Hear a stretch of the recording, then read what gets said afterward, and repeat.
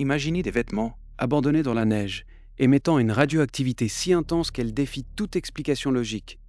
Ces mêmes vêtements appartenaient à des skieurs dont les corps portaient des traumatismes internes massifs, sans aucune marque de lutte ni d'agression externe. Le dossier officiel conclut à une force naturelle irrésistible.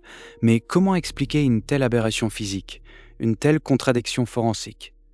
Et si la vérité était non pas une tragédie de la nature, mais une opération classifiée, étouffée sous des décennies de silence glacé? Aujourd'hui, nous allons plonger dans les profondeurs glacées de l'affaire Dyatlov, en déterrant des rapports militaires classifiés, des témoignages troublants et des preuves scientifiques qui remettent en question chaque aspect de la version officielle, te forçant à envisager une dissimulation d'État. Prépare-toi à voir le col Dyatlov non plus comme un accident, mais comme le théâtre d'un événement que le pouvoir a tout fait pour effacer. C'était en février 1959. 9 jeunes randonneurs soviétiques, tous expérimentés en ski et en alpinisme, menés par Igor Dyatlov, s'embarquent pour une expédition ambitieuse dans l'Oural septentrional. Leur objectif, atteindre le mont Otorten, dont le nom local, traduit du Mansi, signifie « ne va pas là-bas » ou « montagne de la mort ». Un 10e membre du groupe, Yuri Yudan, est contraint de rebrousser chemin en raison d'une maladie, une décision qui lui sauvera la vie. Le groupe de 9 campe sur les pentes du mont Kholatsiekl. La date prévue de leur retour, le 12 février, passe inaperçue, puis l'inquiétude grandit. Une équipe de recherche est lancée à la fin du mois. Ce qui est découvert est d'abord une tente, recouverte de neige, étrangement déchirée de l'intérieur. À l'intérieur, les affaires personnelles des skieurs sont toujours là. Chaussures, vestes, journaux, nourriture, mais pas de corps. Les enquêteurs suivent des empreintes de pas, certaines chaussées, d'autres pieds nus, s'éloignant de la tente vers une forêt distante d'environ 1,5 km. À proximité d'un grand pin, les 2 premiers corps sont retrouvés, ceux de Yuri Krivonichenko et Yuri Doroshenko. Ils sont pieds nus, à peine vêtus, les mains et les pieds présentant des signes de gelure sévères. Les branches du pin montrent des traces suggérant qu'ils ont essayé de grimper, peut-être pour y voir quelque chose ou échapper à une menace. Près d'eux, les restes d'un petit feu à peine allumé sont découverts.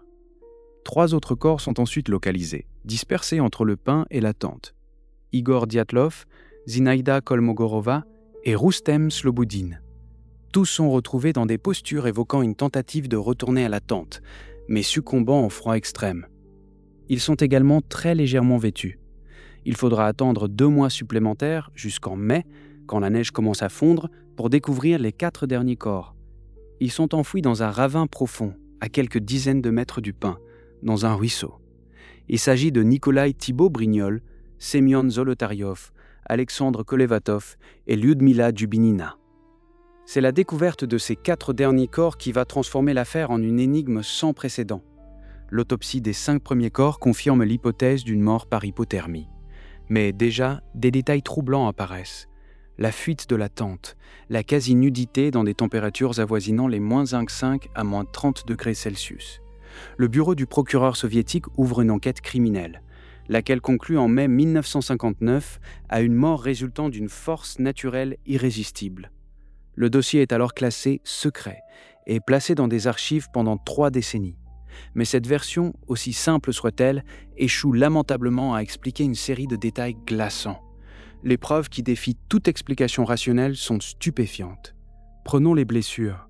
Nikolai Thibault-Brignol présentait une fracture massive du crâne, tandis que Semyon Zolotaryov et Lyudmila Dubinina avaient des côtes brisées, dont 6 pour Zolotaryov et des fractures bilatérales des côtes pour Dubinina. Le tout sans la moindre contusion externe. C'est inimaginable.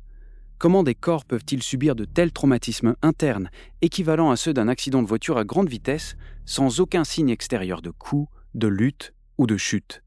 Les experts médico-légaux de l'époque, comme Boris Vojredna, étaient perplexes, concluant à l'impossibilité de déterminer la source de ces forces.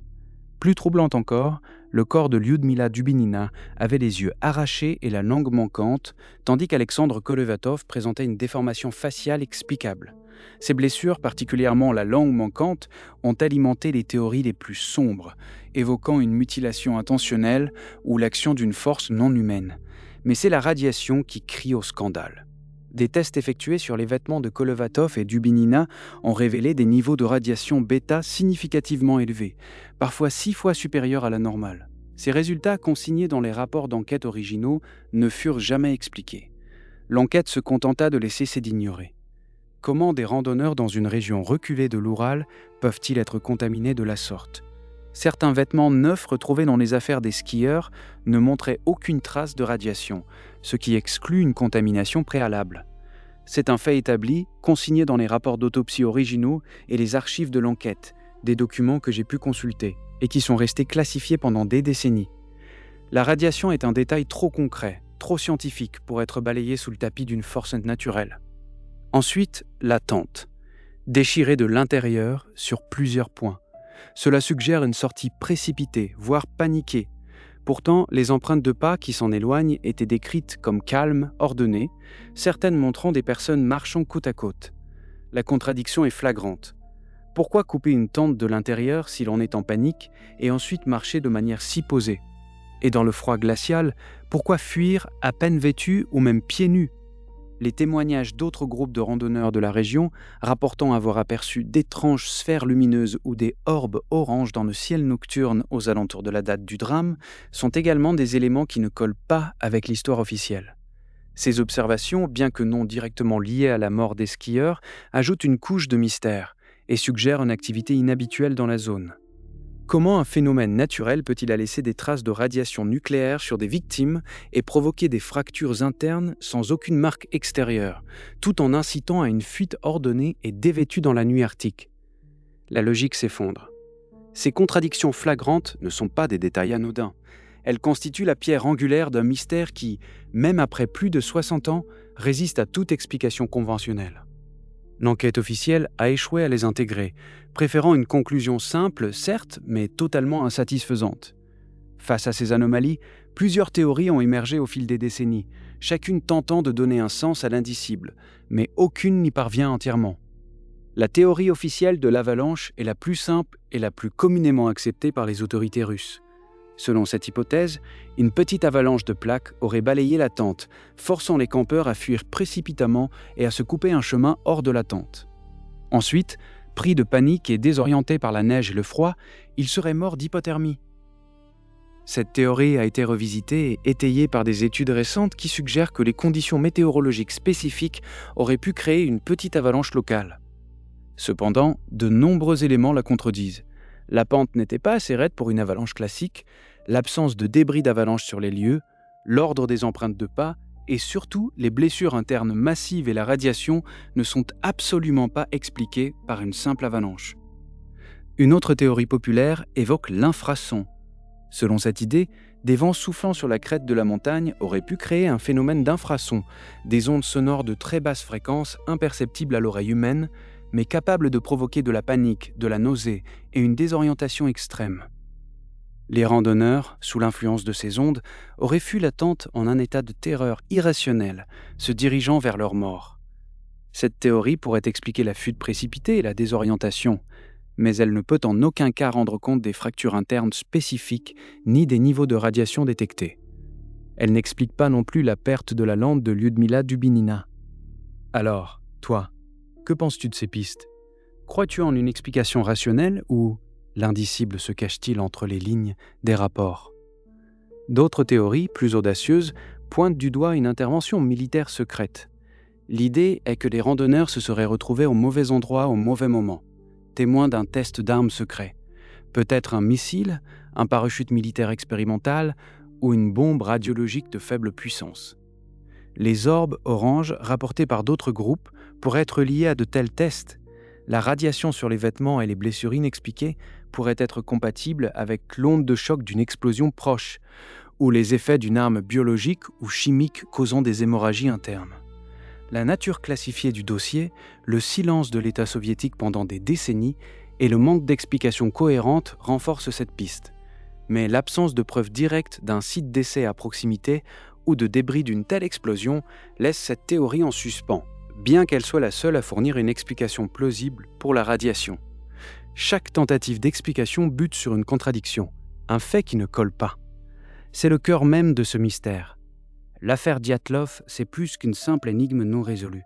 C'est un miroir tendu vers notre propre crédulité, une alerte glaçante que derrière les conclusions hâtives et les dossiers scellés, des vérités monumentales peuvent être enterrées. Comprendre Dyatlov, c'est accepter que le monde est parsemé de fausses pistes, de faits étouffés, et que parfois, nos dirigeants préfèrent le silence à la lumière, même au prix de la mémoire de 9 Sam disparus. Ce n'est pas seulement une histoire de survie dans la toundra, c'est une histoire de la survie de la vérité face à l'appareil d'État. Ce cas nous force à questionner chaque vérité officielle que l'on nous présente, car il prouve qu'une narration commode peut masquer des horreurs bien plus profondes et des implications bien plus vastes. La réalité est souvent plus complexe, plus sombre et plus dérangeante que ce que l'on nous autorise à croire. Ce que nous avons découvert aujourd'hui remet en question la nature même de la réalité et de la transparence étatique. Les profondeurs de ces mystères sont vastes, et ce que nous avons effleuré n'est qu'une infime partie des vérités cachées qui nous attendent. Ne te contente jamais des explications officielles quand l'épreuve crée une autre histoire. Rejoins-moi la prochaine fois pour lever le voile sur une autre énigme insondable, une que tu pensais connaître, mais dont la face cachée est bien plus terrifiante que tu ne peux l'imaginer. Le voyage ne fait que commencer.